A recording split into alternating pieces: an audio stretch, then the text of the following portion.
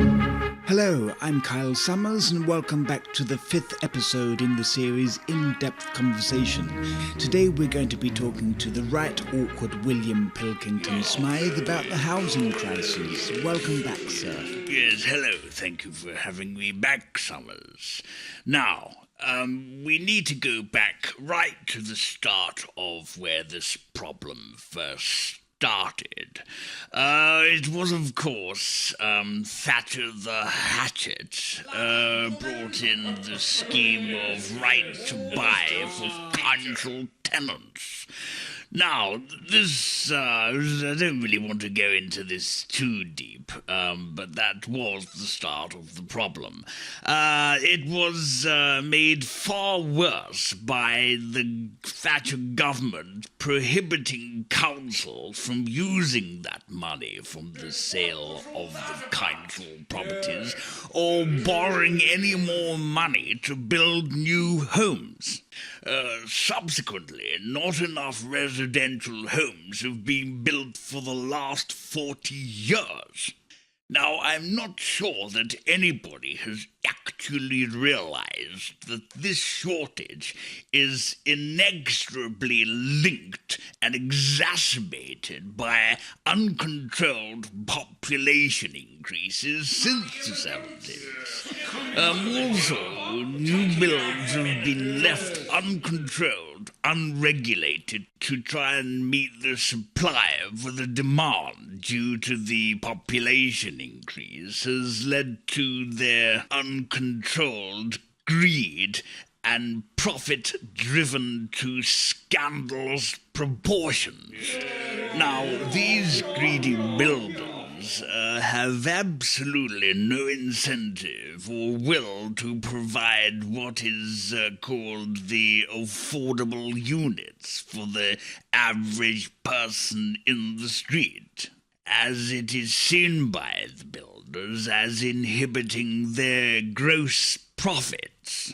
Now, their argument is simply saying, why should we be forced to sell a one-bed flat for £400,000 as an affordable unit if we can get £600,000 for it by some chump who's able to afford the deposit and stamp up the mortgage to buy it in the first place?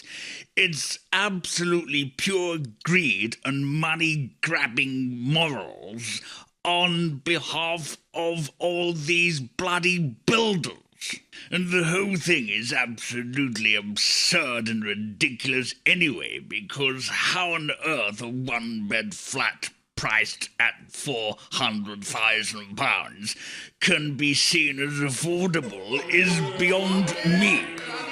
Now, another problem that needs to be dealt with is new inner-city developments are purchased in bulk by non-domiciles, that's to say, bloody foreigners who have no intention of living in the UK or even coming over here. In fact, these mass developments are purchased entirely off-plan, before a brick has been laid in the foundations. This is not going to take place anymore. It's all going to be banned. It's just ridiculous. They buy these developments purely for investment purposes, and they're left vacant.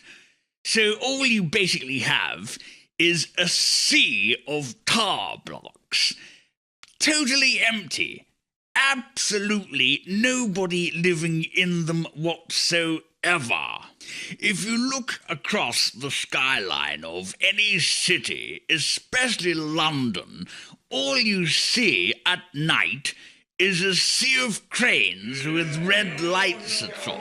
You could almost trapeze from north to south, east to west, without ever touching the ground. It's too dense and ruined beyond repair.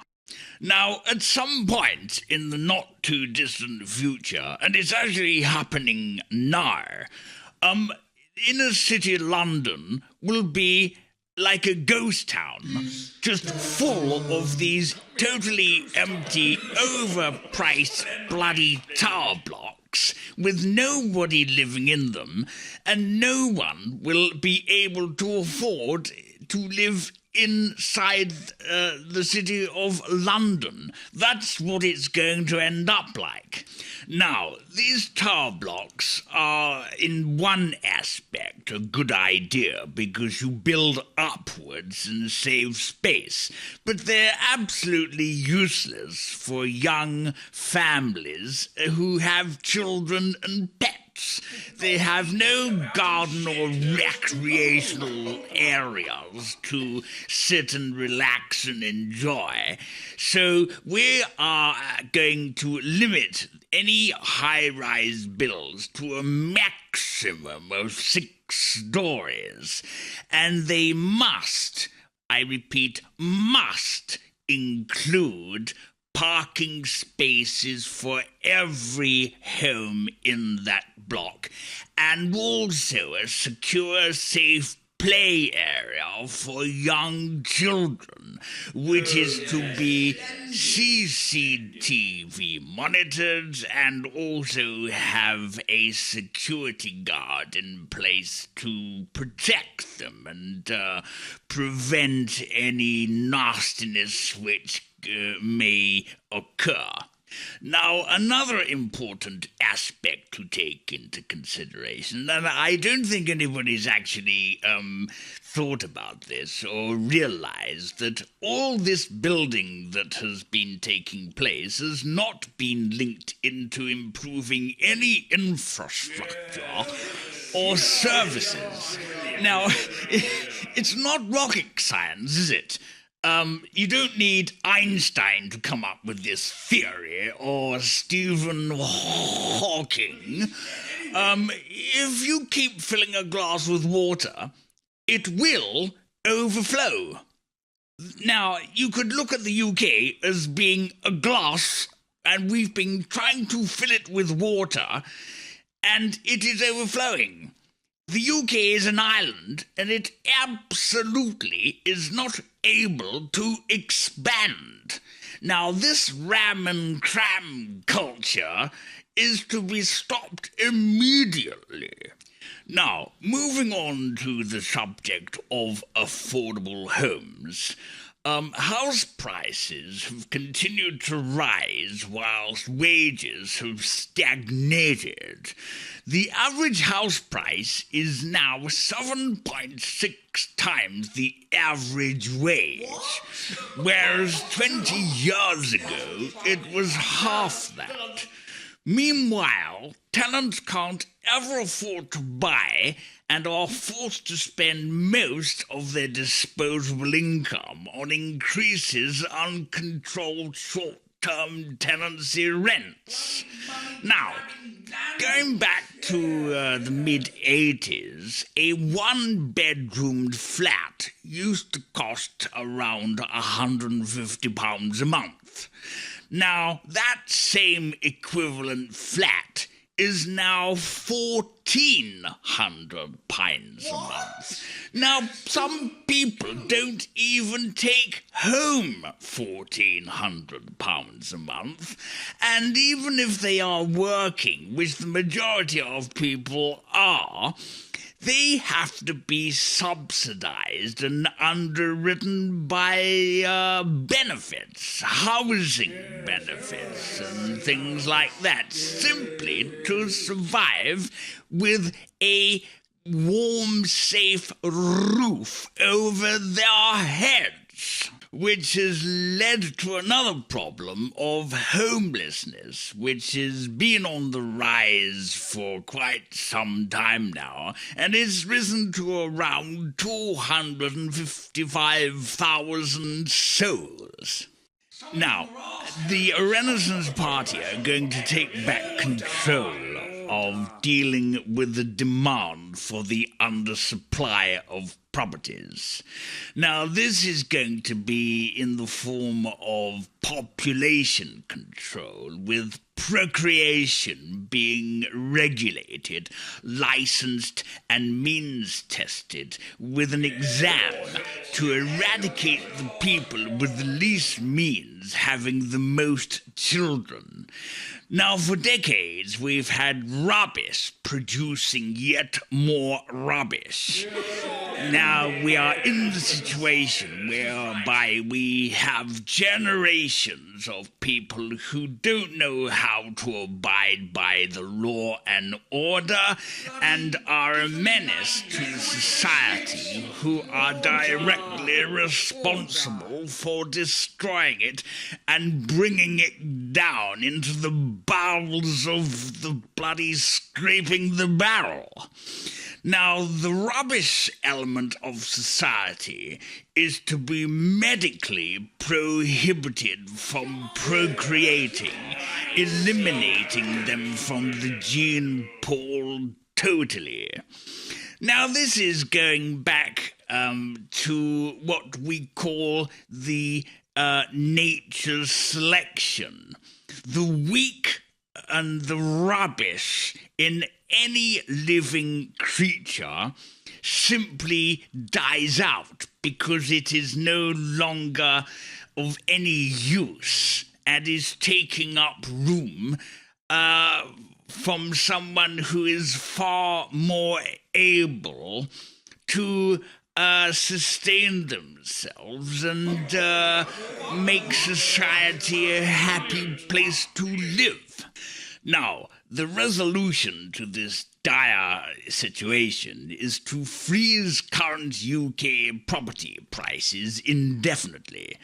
We're also going to ban new builds in London and the South East, and they're only going to be made available in the Midlands and northward, in less densely populated areas.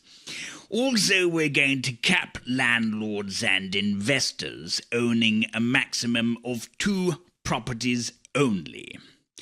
A rent cap of the mortgage payment plus 20% to prevent money-grabbing landlords overpricing their properties to the extent where people have absolutely no chance of renting anything anywhere. Also, we're going to be reducing a mortgage deposit to 10%. That will make it far more achievable by people wanting to buy our property. Another radical step we're going to implement, and all these parasitic royals are going to be forced to live in Buckingham Palace and pay an appropriate value rent to the government. Plus, they're also going to have to be totally self-sufficient by paying for their own servants and slaves, vehicles, security, and bills, etc. They are not going to be allowed to pounce off the state any longer. Now, once all these royals are crammed into Buckingham Palace, the Renaissance Party is going to seize all of their royal properties and holdings and be converted into luxury rentals. And the money from those rentals is going to be directed to the NHS. Yeah. That will go some way to plugging the immense deficit that